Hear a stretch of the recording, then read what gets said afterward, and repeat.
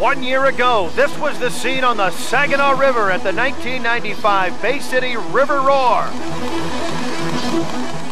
This is perhaps the toughest course on the Las Vegas Formula One Powerboat Tour. Last year's race was a true test of survival.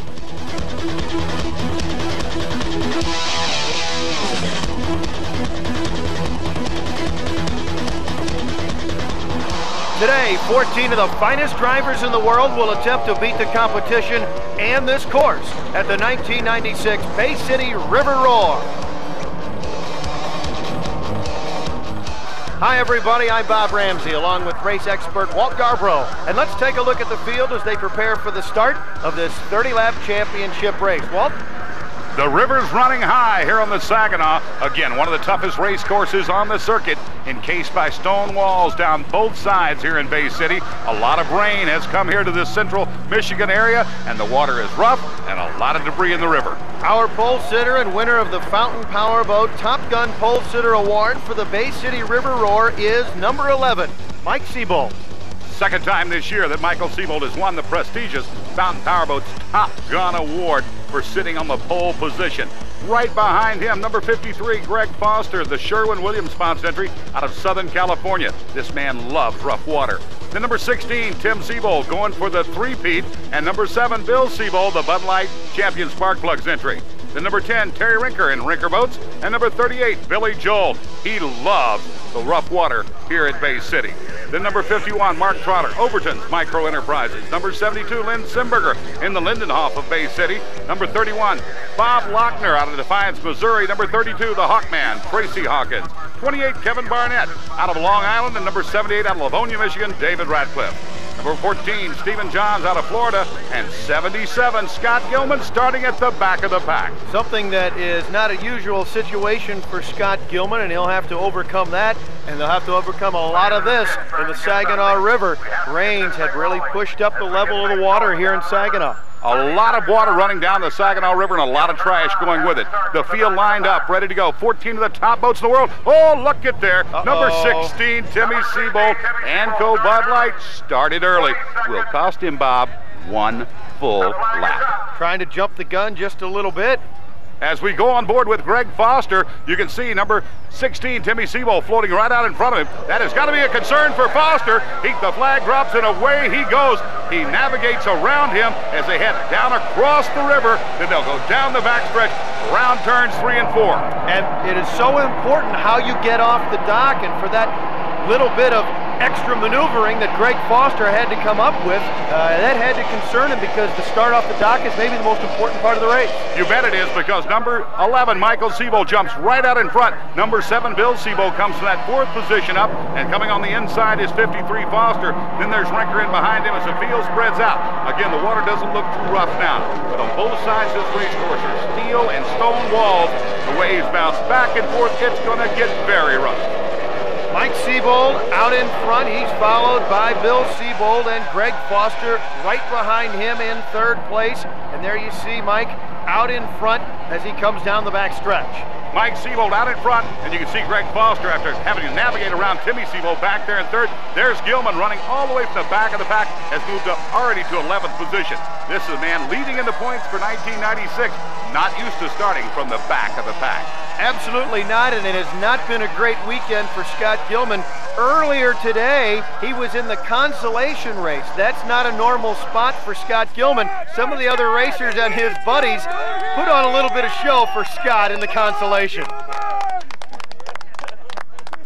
Yeah, we always razz each other, and I probably razz a lot more guys than they give me a little bit of a teasing. So they all put some bags on their head, and we called it the Bozo Heat, and I ended up in there. So it's all in fun.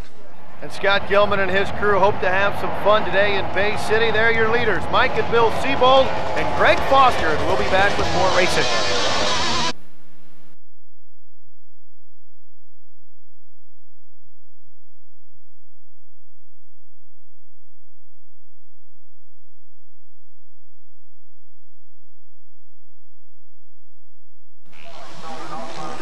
some of the other fun activities that are part of this weekend at the Bay City River Roar, presented by Pontiac Firebird. Round 4 of the Las Vegas Formula One Powerboat Tour is brought to you by Champion Spark Plugs, the leader in spark plugs for your car and boat. By Mach Propellers, the leader in stainless steel propellers for all your family and performance boat needs. And by Bud Light, official sponsor of the 1996 Olympic Summer Games. Make it a Bud Light. Hello again, everybody. I'm Bob Ramsey with our race expert, Walt Yarbrough. And Walt, Bay City always provides some of the most exciting racing action on the tour. Added to that this year, they've had a lot of rain in the area, and the Saginaw River is rolling. Yes, it is. They've had rain and tornadoes in this area. The river up almost 2 feet, running 2 to 3 times its normal current. This is already normally a swift river. It's running extremely fast now. On this race course, you'll go out across the river, the Saginaw, where it is encased just like the graphic here on the screen by stone walls. You go around turns 3 and 4, down the front straightaway to the very dangerous turn number 1, because that's right at the bridge. Then around turn 2, back down the backstretch. Narrow river, rough race course. The Saginaw can be tough in Bay City. Let's get back to racing action. We'll pick it up in lap 4, 27 to go. There are your leaders, the Seabolds, Mike and Bill.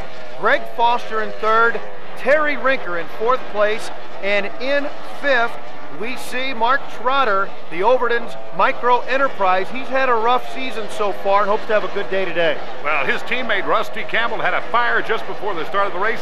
He's on the beach watching the whole race go on. So the whole Overton's team is on the shoulders of number 51, Mark Trotter. Battling for 6th place, there's Tim Seabold and Billy Joel. You already mentioned Billy Joel loves it here on the Saginaw River. Tim Seabold looking for a three-peat, as you mentioned as well. But he's starting 1 lap down. He got a lap penalty at the very beginning of the race. He's going to have to try to make it up somewhere, and this is no race course to try to make up a lap. Too rough, too narrow. He's in 6th place, coming down the front stretch. 26 laps to go, a long, long way. There's the back stretch and the leaders. Mike Seabold, Bill Seabold in 2nd place, Greg Foster 3rd, and Mike Seabold, this hasn't always been the best place for him. No, Mike Seabold last year in 1995, well, he wrecked right here in Bay City. Historically has not had a good time here in Bay City, but today he is out running with a vengeance. Let's go back to last year and take a look at that wreck of Mike Seabold down in turns 3 and 4. He goes into the corner, he bangs and slams, 2 of them side by side. Another tough day on the Saginaw. Well, this is our 9th year coming to Bay City, and I've won it a couple times, and I've crashed here a couple times. You know, it's it's usually really good for me or it's really bad, but I come here and just, know that it's going to be a rough weekend and just try to make it through the weekend without, just get my boats loaded in the truck with no holes in them, and that'll be a good weekend. So far, so good for Mike Seabold. He's out in front as he heads in to turn number 3. Already beginning to pick up on some of the slower back markers on the traffic. Number 28, that is the man out of Long Island, New York, Kevin Barnett. We're seeing him for the first time this year. Now we go on board with the KG veteran Bill Seabold, probably the best rough water driver in the world. But for the 3rd time this year, he's behind one of his sons, back in 2nd fiddle position. Not a spot Bill Seabold likes. And there you see in 4th place, Terry Rinker. Rinker Boats, as he comes down the front stretch, he's looking for a solid performance to go with a solid season. I'll tell you what, last year, a solid performance took him to 3rd overall in points, and now you see Michael Seabold on the inside. And here come the leaders, Mike Seabold. They've got some lap traffic. Mike Seabold has the inside line, and he gets caught in traffic. Billy Seabold passes him. And there's Mike in 2nd place, but he's pushed outside now, and Greg Foster takes the inside line and moves into 2nd. That's the tough thing about Bay City. It's a narrow race course, rough water. You get trapped behind traffic, and there's no place to go. On board with Bill Seabold out in front as he passed Mike. Mike drops to 3rd. This is where this KG veteran likes to be, out front. He'll pour on the cold, he'll trim it out, he'll run hard. And as we drop back into 11th place, take a look at number 31, Bob Lochner. The young airline pilot out of Defiance, Missouri. He likes to run hard, and I tell you what, he's got a brand new baby at home, so he's got to run hard here so he can run back to Defiance and see his child. And Bob Lochner is the subject of this week's Champion Meet the Driver feature. While we know Bob Lochner is a guy who loves to fly around the course in his Formula One boat, he's better known as a guy who has for the last 7 years flown as a first officer for America West Airlines. Sees a lot of similarities between his 2 occupations. There's a little bit there. You've got aerodynamics as well as hydrodynamics involved in it. It's a little tougher to drive one of these than a flying airplane, I think. It's not easy to handle a full-time job like flying and racing a Formula One boat, but Bob somehow finds the time. Basically, we bid flying lines every month according to seniority, and I just have to bid what works out for the races. I come home from a trip sometime and load everything up, get it ready to go the weekend before, so that I can come home in town, jump in the truck, and haul the boat to the race. We want to go racing. But for any concerned passengers, be assured that a safe flight is Bob's #1 priority. Nice, safe, smooth flight is our objective at America West Airlines, and we give it to them. And you don't want to fly too much going down this rough water, and the leaders are staying in the water right now. 20 laps to go. Billy Seabold in top, Greg Foster, and then Mike Seabold. More racing action when we return.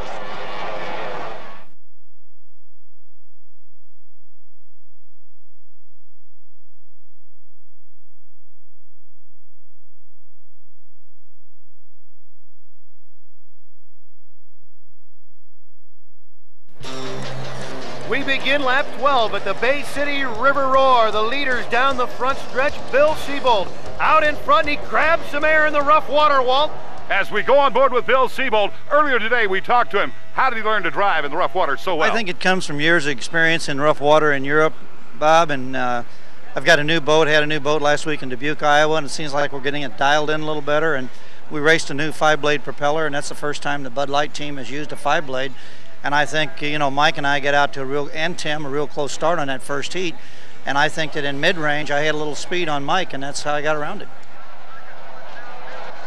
And as we pick up the action, that's Mark Trotter in 6th place. Right behind him is Bill Joel. He's in 7th. Billy Joel historically has done very well at this race course, but he heads down to that insidious turn number 1, where the water's very rough, and that dove him down inside the turn. He either goes back and picks up the turn like he's doing right now, or he would get a 1-lap penalty. So he loses time, but he doesn't lose the lap, and he's got a chance to make that up. Bill Joel in the back stretch, back to speed. As they pick back up there, you can see the stone walls and solid steel walls of this river, which continues to make it rough as the waves bounce back and forth as they go on down. There's our leader, number 7, Billy Seabold. Billy running very strong, looking to put a victory in his pocket for 19 and 96 and move up in the point standing in the Las Vegas Formula One Tour, as now he's got into traffic. This is where Bill Seabold is a master at his work as he works his way through traffic. But a hard-charging number 11, Michael Seabold, and number 53, Greg Foster, right behind him, so he's going to have to watch his P's and Q's. Seabold goes into the rough water at the bridge turn. Right behind him, Greg Foster. The madman across the water a year ago, a patched-together boat, the Junkyard Dog. He's back in her today. Yeah, she's been patched many a times. Actually, when we led here last year and blew the bottom off the boat, but we have the new one, and I'm just not quite comfortable with it and don't have the setup quite right, and I believe that the old boat, the Junkyard Dog, well, it's a little longer boat, and I think it will get over this rough water a lot better. And that's what he hopes today. Number 53 in the Sherwin-Williams boat. It is Greg Foster in 2nd place down the front stretch. They're heading for the rough water. Oh, and there's a huge splash and a wreck, and Walt, somebody's over. That's number 7, our leader, Bill Seabold, and the infamous turn number 1. The red flare fires. All the boats will stop. Bill Seabold has not come up yet. We don't see the orange helmet of Billy Seabold. The boat is upside down in the Saginaw. The Swift River, I see some splashes on the other side of the boat. There he is, Bill Seabold. He gets out of it. Just as the rescue crew makes it up to him, it was only 7 or 8 seconds, but when you're underwater, it seems like a lifetime. They're back on board with Greg Foster. You can see the huge splash, and he had to undercut that and avoid the wreck himself. Well, a quality driver is Greg Foster, and I tell you what, you don't expect to see Bill Seabold do that right there. He fell into a hole. It was the Saginaw River laying down the banana peels as Bill Seabold slid and went over in turn number 1. And as the rescue boat takes Bill Seabold to the shore, we'll get things restarted right after this.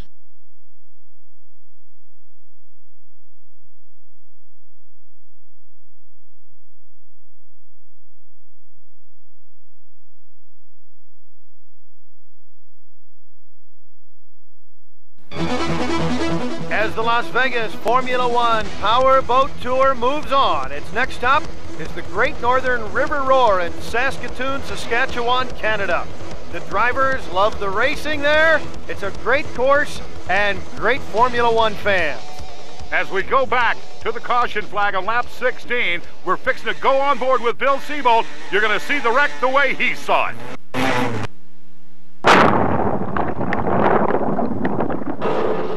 That was creepy as you hear the loud roar of the engines and then nothing but the water seeping into the cockpit. Well, I tell you what, that's one where you don't say, done that, been there. But Bill Seabold, he's done that, and there he is on the bank. He is okay. That's great to see. A tough way to do it. But now Mike Seabold has closed up the gap on Greg Foster.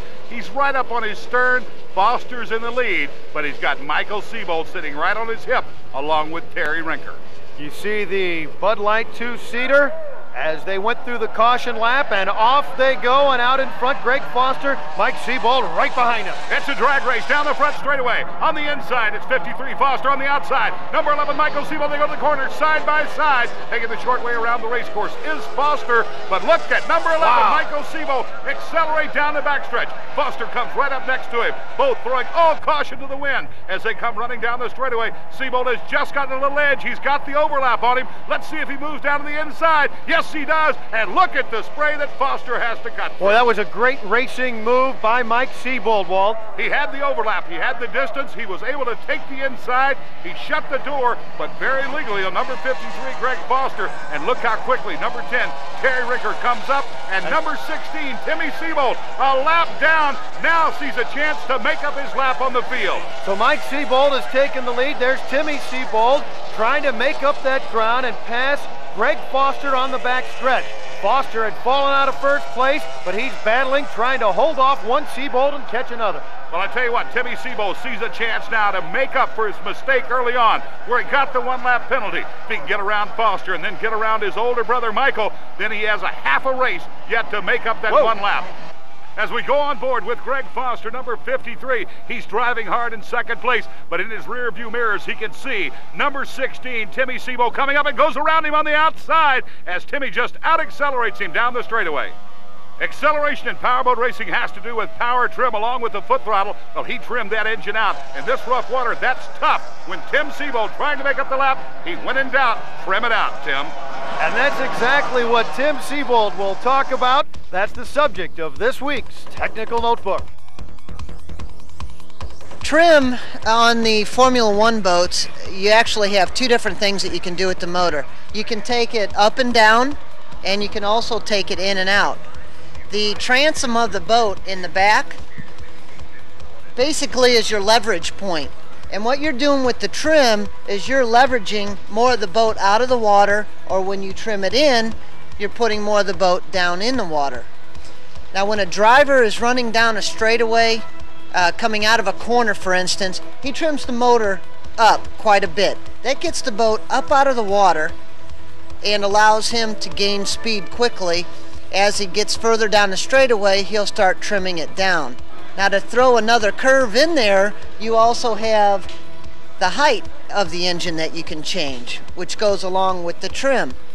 The rougher the water usually, the more you have to bring the boat, the motor down. Two things this affects. Number one is top end speed. The higher you get the motor up, the faster it's going to run on top end. The downside to that is the worse it handles in rough water. If you can't trim, if you're not set up properly and the trim's not working properly, you cannot race up front, without a doubt. It's that important. And I tell you what, Walt, that is a perfect example of why experience is so important on the Formula One Tour. Well, I'll tell you what, this young man coming under the tutelage of his father, Bill Seabold, and his brother Michael Seabold, and years of experience, has moved up and has got it all. Now, Terry Rinker, that man right there, here's a young man. He comes from a background of boating, a boating family, and has done very well, along with Lynn Simberger. His dad and Lynn have been in the marine business all their lives. They've been around.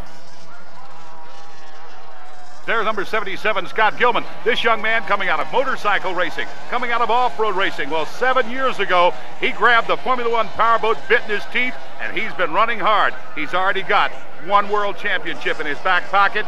This year, he wants to make it 2.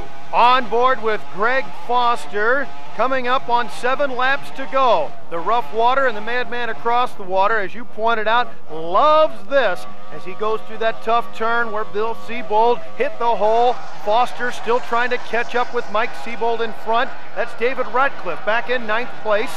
David out of Livonia, Michigan. This is the closest thing he has to a hometown race as he brings his Mariner-powered Ram Custom Hull to the rough waters of the Saginaw. We'll be back right after this.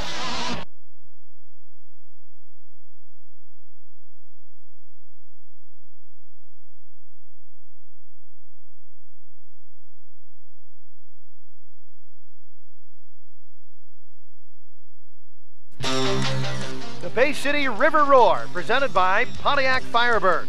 Round 4 of the Las Vegas Formula One Powerboat Tour has been brought to you by Las Vegas, a world of excitement and one amazing place. And by Mach Propellers, the leader in stainless steel propellers for all your family and performance boat needs. And by Penske Truck Leasing. Pick up the action with 2 laps to go. The battle for 4th place. Lynn Sinberger in 4th. Scott Gilman trailing and trying to put the heat on Lynn. The amazing thing about this, the reigning world champion, he started from back on the launching dock when this race started, so he came from way to behind to now battling for that 4th position. But the Lindenhof sponsor entry of number 72, Lynn Simberger, running very smooth. And there are the leaders with 1 lap to go down the front stretch. You see Mike Seabold out in front, going through lap traffic. Mike Seabold solidly in command of this race. There you see the line of a seasoned professional. He knows that Timmy Seabold behind him's 1 lap down. Now he can go to the outside of the race course, try to find smooth water, stay out of trouble, and go for the checkered flag. Here comes Mike Seabold. Through the final turns of the race for him. He's just got to keep it running. Mike Seabold, a great run today, heads for the checkered flag. Down the front stretch, number 11, Bud Light, Mike Seabold, and he takes the checkered flag and wins the Bay City River Roar. With number 53, Greg Foster, right in behind him. It was a rough race all day long. A restart, he fell behind. Then Bill Seabold falls out. Michael takes back over the lead. He ran a true race of a professional today. And there you see, on board with Greg Foster, he finishes in 2nd place today. Well, the Junkyard Dog did him well today, but Mike Seabold had just a little more, with Terry Rinker finishing 3rd, Lynn Simberger in 4th, Scott Gilman back in 5th, and Bill Joel back in 6th position. Then Mark Trotter, Bob Lochner, Tim Seabold, David Ratcliffe, Tracy the Hawkman Hawkins, and Steve Johns out of Florida. Those were the final standings, and there is your champ, Mike Seabold. He said some years he's great here, some years he's not, and this year it was all Mike Seabold. Well, last year he got wet in the Saginaw. This year with rough water, high water, a lot of debris down the river, well, he won it. The victory narrows the gap to only 8 points between Seabold and Gilman. Then Terry Rinker and Greg Foster with Bill Seabold in 5th. Rounding out the top 10 is Jason Campbell, number 5. Let's go to Bob Ramsey.